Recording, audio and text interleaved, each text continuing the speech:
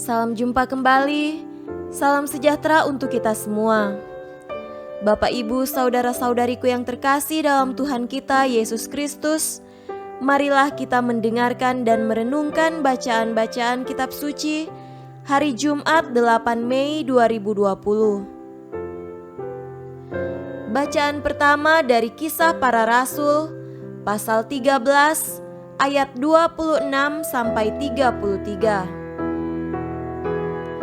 Hai saudara-saudaraku, baik yang termasuk keturunan Abraham maupun yang takut akan Allah, kabar keselamatan itu sudah disampaikan kepada kita. Sebab penduduk Yerusalem dan pemimpin-pemimpinnya tidak mengakui Yesus. Dengan menjatuhkan hukuman mati atas Dia, mereka menggenapi perkataan nabi-nabi yang dibacakan setiap hari Sabat.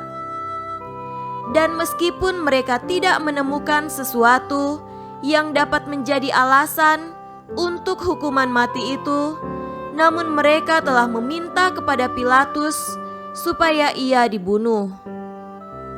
Dan setelah mereka menggenapi segala sesuatu yang ada tertulis tentang Dia, mereka menurunkan Dia dari kayu salib, lalu membaringkannya di dalam kubur. Tetapi Allah membangkitkan Dia dari antara orang mati. Dan selama beberapa waktu, Ia menampakkan diri kepada mereka yang mengikuti Dia dari Galilea ke Yerusalem. Mereka itulah yang sekarang menjadi saksinya bagi umat ini. Dan kami sekarang memberitakan kabar kesukaan kepada kamu, yaitu bahwa janji yang diberikan pada nenek moyang kita telah digenapi Allah kepada kita, keturunan mereka, dengan membangkitkan Yesus seperti yang ada tertulis dalam Mazmur kedua. Anakku, engkau, aku telah memperanakan engkau pada hari ini. Demikianlah sabda Tuhan. Syukur kepada Allah. Tuhan beserta kita sekarang dan selama-lamanya. Inilah Injil Yesus Kristus menurut Yohanes. Dimuliakanlah Tuhan. Injil Yohanes pasal 14 ayat 1 sampai 6. Janganlah gelisah hatimu. Percayalah kepada Allah, percayalah juga kepadaku. Di rumah Bapakku banyak tempat tinggal. Jika tidak demikian, tentu aku mengatakannya kepadamu. Sebab aku pergi ke situ untuk menyediakan tempat bagimu. Dan apabila aku telah pergi ke situ dan telah menyediakan tempat bagimu, aku akan datang kembali dan membawa kamu ke tempatku, supaya di tempat di mana aku berada, kamu pun berada. Dan kemana aku pergi, kamu tahu jalan ke situ. Kata Thomas kepadanya, Tuhan, kami tidak tahu kemana engkau pergi. Jadi bagaimana kami tahu jalan ke situ? Kata Yesus kepadanya, Akulah jalan dan kebenaran dan hidup. Tidak ada seorang pun yang datang kepada Bapa kalau tidak melalui aku.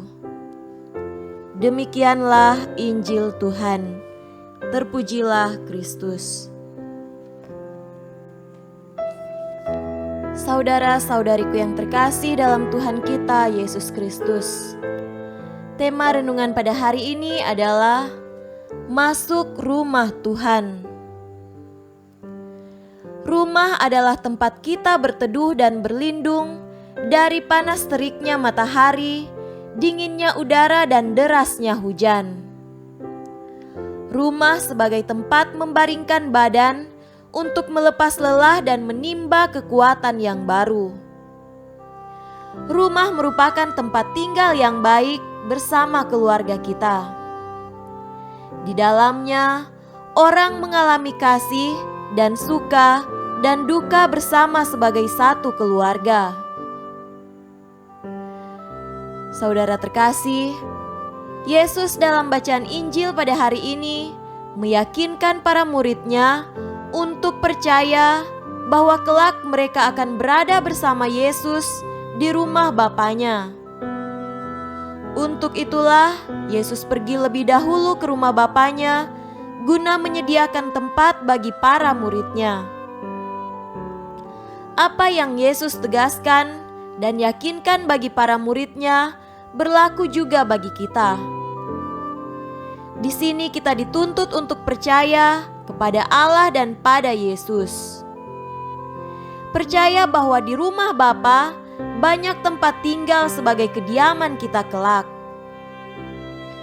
Kita tentu memiliki kerinduan untuk masuk, berada dan tinggal di dalam rumah Tuhan. Di sana penuh dengan sukacita dan kemuliaan Allah. Tidak ada lagi ratap tangis, duka cita, dan tidak ada lagi maut. Agar bisa masuk ke rumah Tuhan, kita diajak untuk mengikuti ajaran Yesus sebagai pegangan dan menjadi teladan bagi hidup kita. Yesus adalah jalan, kebenaran, dan hidup. Yang kita bisa lakukan adalah setia untuk masuk dan mengikuti Ekaristi setiap hari Minggu, bahkan kalau boleh setiap hari. Dalam rumah Allah di bumi ini, kita mendengarkan ajaran Kristus untuk rendah hati, peka dan empati kepada sesama.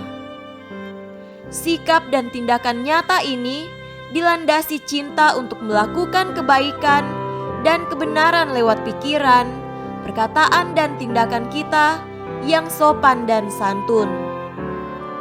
Saudara-saudariku yang terkasih dalam Tuhan kita Yesus Kristus, jauhkanlah diri dari kejahatan, kita atasi godaan-godaan dalam diri. Tindakan nyata yang positif dilakukan dengan tulus dan ikhlas akan menghantar kita kepada jalan yang benar menuju kepada rumah Tuhan. Kita ingat bahwa diri kita adalah bait Allah. Di dalamnya Roh Allah berdiam. Karena itu, hindarilah segala perbuatan yang mencemarkan diri kita. Tuhan menyediakan tempat tinggal untuk setiap orang yang percaya kepadanya. Semoga demikian. Amin.